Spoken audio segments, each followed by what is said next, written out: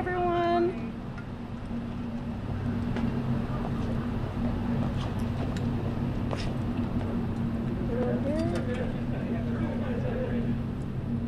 Well, good afternoon, everybody. We had a really good, productive meeting, another productive meeting with the President, with the Vice President, with Secretary Yellen. And I think we all feel still even more optimistic about getting to an agreement on a really transformational bill that will fundamentally lift people up with the priorities that the Progressive Caucus had laid out 5 months ago. We feel very good that the majority of those priorities will be in this bill. And I think the President has been working incredibly hard to get everybody to a place where we can move this forward and finish this process so that we can start on whatever is the next important thing that we need to do. So I feel like these conversations have been really important, and the President's work with the senators and then with our caucus in the House have been really, really critical for us to be able to move forward. So we're feeling good. Congresswoman, did you agree to a bottom line number for the reconciliation package?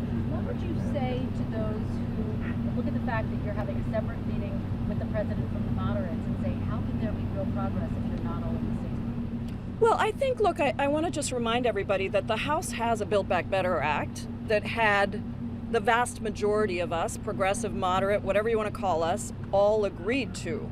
And so we really are talking about just a couple of people that were not there, and we understand that the margins are slim, so we need to get there. And so I think it's fine for the President to have smaller meetings with different groupings of people. I think that's a good thing. It doesn't mean that we're not all talking to each other separately as well. So I think we're in a good place. No agreement on a bottom line number. Well, I mean, the President has consistently laid out a number that is somewhere between, 1.9 and 2.2, and I think, look, it's not the number that we want.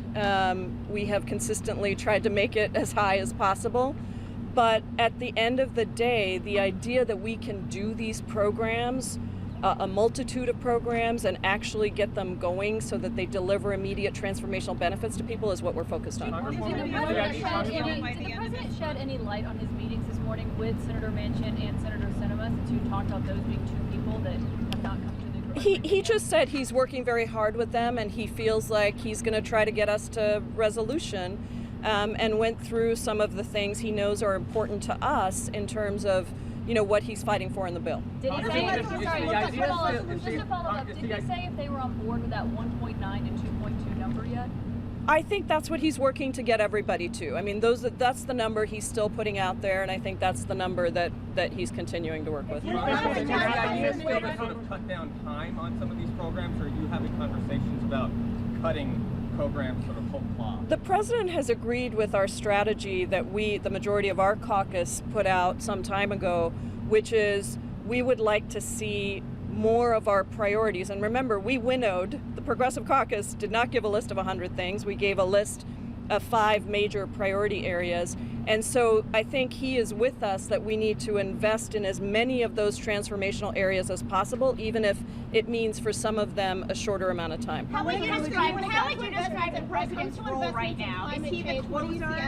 When it comes to investments in climate change, what do you see as a resolution or a middle ground when it comes between progressives and Senator Manchin? Look, I think this is one of the most challenging places for our caucus because we are still waiting to see exactly what the agreement is around how we ensure that we get carbon emissions reductions. And I think that there are lots of possibilities on the table, some of which might be in the bill, some of which may not be. And so we just need to continue to look at the final agreement around that because I don't think there is a final agreement there, but we're hopeful that we're going to get to a significant investment in climate. How would you describe the President's role right now? Is he the closer, and did he talk to you about any deadlines that he wants if it's not October 31st, which of course the House Speaker has said? The President is the inspirer, he is the closer, he is the convincer, the mediator in chief. He really is doing a phenomenal job. But to follow up on that, what about deadlines? Did he talk about deadlines? I mean, I think we're trying to get this, trying to get to a real close as quickly as possible. What's the likelihood you'll reach a deadline? Does he sound frustrated with what's going on? Is he taking a tougher stance? Is he basically saying, get this done? The president has been nothing but respectful of all that we're trying to accomplish, all that he's trying to accomplish in his Build Back Better agenda. And these conversations have been really great. They're really conversational. Others should say how they feel about this, but really conversational, really important listening sessions for him to hear from our members and for us to hear from him. Is the framework by the end of the week realistic, as Senate Majority Leader Schumer has expressed that's what he wants, a framework by the end of this week? Well, we're all working as hard as we can. All of us are having a million conversations every day to try to get there. How long was did your the meeting? president talk about needs testing for some of these programs, and would you accept a cap on income, for example, for the child tax? We didn't discuss that. Did you discuss the carbon tax? No. What about paid family and medical leave? I was hearing last week that there was some question about whether or not that would be included in the final package. I'm not going to get into all the details, but I think certainly paid family and medical leave is a priority of ours, and we're trying to figure out how to make sure it stays in there. What are the biggest sticking points that you guys have right now still, even coming out of this meeting? Well, we don't have a final, we're talking about what we hope to be able to get to, but just want to be clear, we're not at a place where there's a final thing for us to look at. So I think that's what we're trying to figure out right now. From Manchin? Is that From everybody, yeah. Do you have a sense, I know as you're trying to figure out what the policy things are going to be in there, are there certain revenue raisers or taxes that you feel like will definitely be a part of the package that you all talked about in this past meeting? No, we didn't get into detail on that, but as Roe has said in the meeting, I think it's really important that we remember what a tiny piece of our GDP this package at any of the prices we're talking about are, and also the president did talk about how this is ultimately a $0 bill because it's all paid for.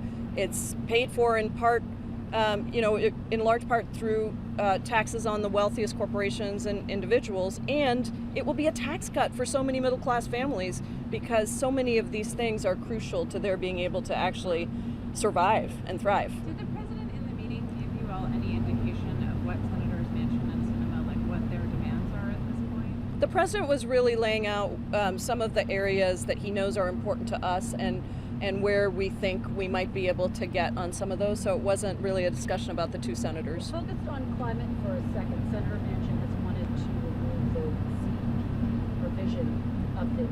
Is that something that you could back, and what would it be replaced with? We don't have all the details on the climate pieces yet, so we're still working through that, and let's see where we get to. Do you think you'll Was have those? reconciliation the right way to try to pass these bills? Well, do you have another option? It's a little too late now. Yeah. We're 8 months. Thanks, everybody. Appreciate it. Nice to see you. Take care. Thank you. October 30th.